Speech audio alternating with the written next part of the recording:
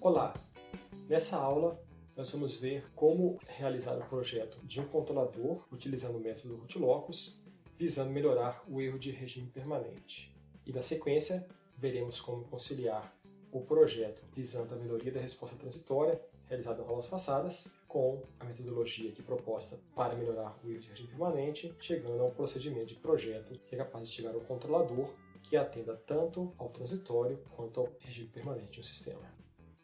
Considerando que meu sistema já tem uma resposta transitória satisfatória, eu consigo alterar as características de regime permanente sem afetar de forma significativa a resposta transitória que o sistema já apresenta. Para isso, utilizamos um controlador PI. Como já vimos, um controlador PI insere um polo na origem do sistema e um zero, que pode ter sua posição arbitrada sobre o eixo real.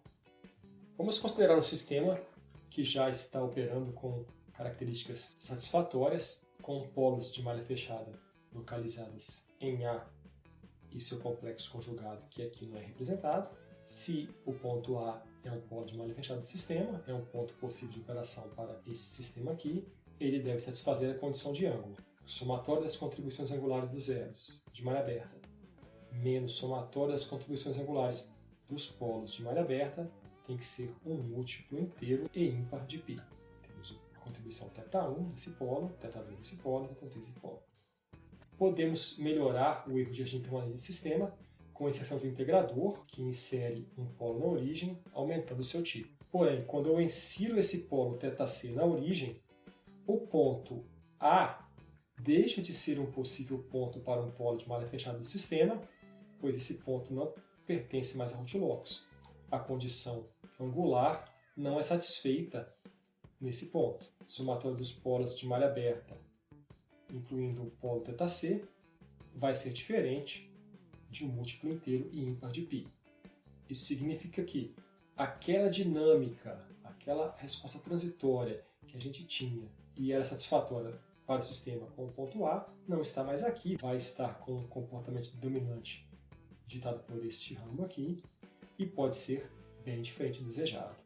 Para resolver esse problema, nós adicionamos um zero ao controlador bem próximo do seu polo na origem, de modo a que as contribuições angulares deste par polo e zero praticamente se cancelem no ponto de interesse.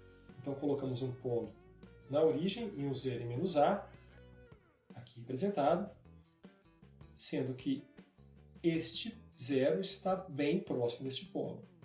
Sendo assim, as contribuições angulares θPC e θZC são aproximadamente iguais e se cancelam na condição angular, fazendo com que um ponto muito próximo do ponto A seja um possível polo de malha fechada para o sistema, permitindo que haja a ação do integrador com o seu polo na origem, sem a alteração significativa da resposta transitória do sistema, que já era satisfatória. Vamos ver um exemplo para a gente entender como fazer isso. Temos um sistema de malha fechada, que com o ganho K1 opera com zeta igual a 0,174 e deseja-se melhorar seu erro de regime permanente sem alterar a resposta transitória. Então o zeta tem que ficar o mesmo que o original. A planta possui polos em S1-1, -2 e -10 e a realimentação do sistema unitário.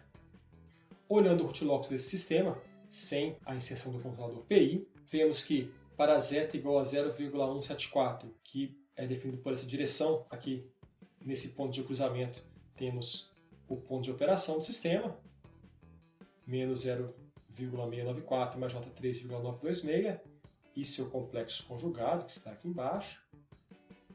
E deste ponto, o valor do ganho K1 é 174,6. É possível avaliar qual que é o erro do regime permanente do sistema sem olhar para o gráfico da resposta transitória. Como esse sistema é do tipo 0, seu erro vai ser dado por 1 sobre 1 mais K. Analisando a FTMA do sistema, chegamos à conclusão que K vale 8,23. Assim, o erro de regime permanente do sistema é de 0,108 quando submetido a uma entrada integral unitária. Com isso, a saída da resposta do integral unitário é igual a 0,892, com um erro de 10,8% em regime permanente. Colocando um controlador PI, nós conseguimos melhorar essa característica. O PI vai inserir um polo na origem, um zero em um lugar a ser escolhido e o ganho KP que nós vamos determinar. Em que local será colocado o zero? Ele deve ser colocado bem próximo do polo na origem, de modo que a contribuição angular do par polo e zero no ponto de interesse é aproximadamente igual. A pergunta que se faz é: o quão próximo da origem tem que ser isso? Para responder essa pergunta, nós temos que olhar para os polos da FTME do sistema original. Temos um polo em -1, em -2 e outro em -10. Então, o zero tem que estar muito mais próximo da origem do que este polo em -1, que é dos polos e zeros do sistema original, o mais próximo da origem. Como esse polo está em -1, uma solução interessante é colocar esse zero pelo menos 10 vezes mais próximo em -0,1. O controlador PI já sai com seu zero posicionado sem fazer praticamente nenhum cálculo em S igual a -0,1. Basta calcular agora o ganho KP, que faça com que o root locus do sistema compensado opere com o zeta desejado, que no caso é 0,174. Olhando no root locus, para que o cruzamento do root locus com a direção zeta igual a 0,174 é no ponto -0,678 mais J3,837, que é obtido com KP igual a 158,2, que já é o ganho controlador PI. Temos o sistema original sem o PI e o sistema com o controlador PI. Repare que os pontos de operação são praticamente os mesmos, uma pequena mudança na curvatura do root locus, porém o zeta para os dois casos é o mesmo. Resposta ao degrau unitário: em preto, sistema original sem compensação, em azul, sistema compensado. Vemos que durante o transitório os gráficos estão praticamente sobrepostos, com pequena diferença de um para o outro, e em regime permanente o sistema compensado atinge erro zero. Então conseguimos alterar o erro de regime sem alterar de forma significativa a resposta dinâmica original do sistema. Combinando essa abordagem que foi aqui apresentada com a técnica de projeto que nós estávamos estudando nas últimas aulas, é possível fazer a melhoria tanto do erro de regime quanto da resposta transitória do sistema. E uma forma de fazer isso é utilizar esse procedimento aqui proposto, que é baseado no projeto de um controlador PID. Aqui está a representação do PID considerado, com as parcelas proporcional, cujo ganho KP aqui é chamado de K1, a parcela integral, cujo ganho KI é chamado aqui de K2, e o ganho derivativo, em que KD aqui é chamado de K3. Quais são os passos a serem utilizados? Primeiramente, vamos avaliar o sistema sem compensação e verificar se é necessário melhorar sua resposta transitória e qual a melhoria que é desejada. Na sequência, vamos projetar um controlador PD para atender às especificações levantadas no passo 1. Vamos determinar agora o zero do controlador PD e o seu ganho. Isso é feito com o método discutido nas aulas anteriores. Em seguida, simula-se o sistema para verificar se os requisitos da resposta transitória foram atendidos e, se for preciso, é possível fazer alguns ajustes, tanto em KP quanto em KD. Feito isso, vamos partir para a abordagem de projeto de controlador PI discutida no início dessa aula, de modo a eliminar o erro de regime permanente sem alterar a parte de resposta transitória que já foi atendida com a parte proporcional mais derivativa. No próximo passo, nós separamos os ganhos a serem utilizados no PID e fazemos uma simulação para verificar se todos os requisitos foram atendidos. E em todo o projeto é possível fazer algum refinamento para melhoria dos resultados. Vamos ver um exemplo aqui. Temos um sistema cuja planta é dada por K, S mais 8 dividido por S mais 3, S mais 6, S mais 10. Essa planta tem um zero em S igual a -8 e polos em S igual a -3, -6 e -10. Vamos considerar no projeto um degrau unitário como a referência a ser imposta ao sistema. O sistema compensado deve apresentar tempo de pico menor em 2/3 quando comparado ao sistema original. Deseja também que o sistema apresente sobresinal de 20% e erro de regime nulo. Olhando para o sistema sem compensação, em que é possível ajustar o ganho K, vamos verificar se apenas esse ajuste possibilita fazer com que o sistema apresente o sobresinal desejado de 20%. Colocando 0,2 no lugar de MP nessa expressão, chegamos a um 0,456. Temos aqui o root logos do sistema original em azul. Para zeta igual a 0,46, definido por essa direção aqui, temos no cruzamento o polo menos 5,415 mais J 10,57. Esse é o complexo conjugado que não está aqui exibido. E um K associado de 121,5. Então é possível ter para o sistema original a especificação sobre o sinal desejada, desde que se ajuste o K em 121,5. Com esse ajuste, vamos verificar qual que é a resposta ao degrau unitário e calcular o tempo de pico. Com esse tempo de pico calculado, nós vamos saber qual que é o valor a ser utilizado no projeto. Aqui está a resposta ao degrau, tempo de pico de 0,295 segundos. Então, para o nosso projeto da parte de resposta transitória, em que vamos utilizar o controlador PD, temos que ter um tempo de pico de 2/3 desse valor, ou seja, o tempo de pico desejado é de 0,197 segundos. Isso é igual a π sobre ômega d, então dá um ômega d de 15,87 radianos.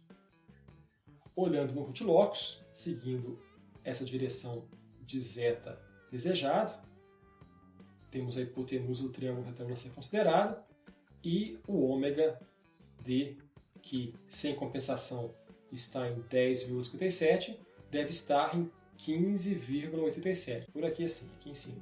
Sei esse cateto do triângulo retângulo, sei a hipotenusa e sei esse ângulo. O ângulo interno aqui é 180 graus de menos 117,13. Com isso eu consigo calcular a parte real do polo desejado, que é o SI dos exemplos anteriores, dada por esse cateto aqui, que vai ser igual a 8,13. Então, o polo desejado em malha fechada vai estar em menos 8,13, por aqui assim, e J 15,87. Então, o polo deve estar por aqui assim, onde eu estou posicionando a ponteira aqui.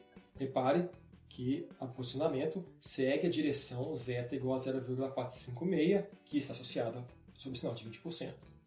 Utilizando a metodologia que nós discutimos nas últimas aulas, para o projeto do controlador PD, que atende ao polo de malha fechada desejado, chegamos com a variação da condição angular a um zero localizado em menos 55,92. Com a condição de módulo, podemos calcular o K, que no caso aqui é 5,34, que leva o sistema compensado a apresentar a resposta transitória desejada.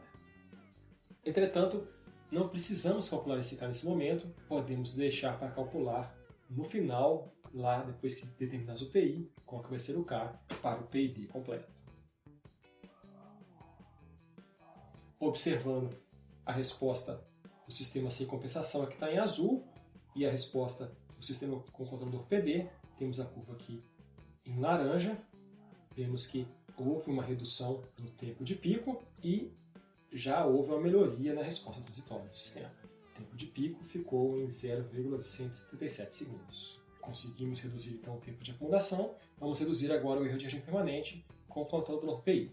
Neste exemplo, que é baseado no exemplo do livro do NICE, foi escolhido colocar o zero do PI em S igual a menos 0,5. Com o controlador PD mais PI compor esse controlador PID, temos este root locus do sistema. Uma observação aqui, que o polo de malha aberta mais próximo da origem, sem a inserção do PI, estava em menos 3. Então, eu escolheria colocar esse zero aqui não em menos meio, mas em menos 0,3. Mas vamos seguir o exemplo do livro do NICE, mantendo o zero em menos meio.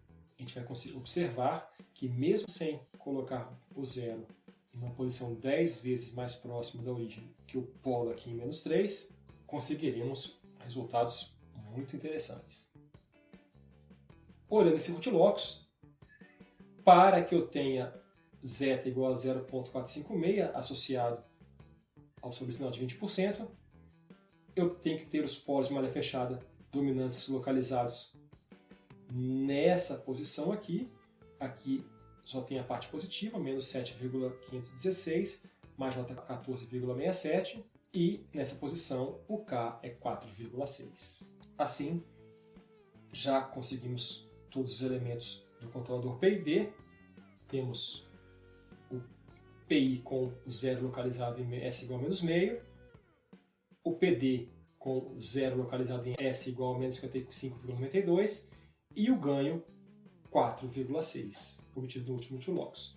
Fazendo as multiplicações, conseguimos chegar nos ganhos KD, KP e KI a serem utilizados no sistema. Temos aqui a comparação da resposta do sistema sem compensação, com o controlador PD e com o controlador PID. Repare que praticamente não há diferença nos gráficos vermelho e laranja durante o transitório, e o gráfico do controlador PID leva o sistema a operar com erro de regime permanente nulo. Assim conseguimos melhorar a resposta transitória e a resposta de regime permanente. Essa aula termina por aqui. Até mais!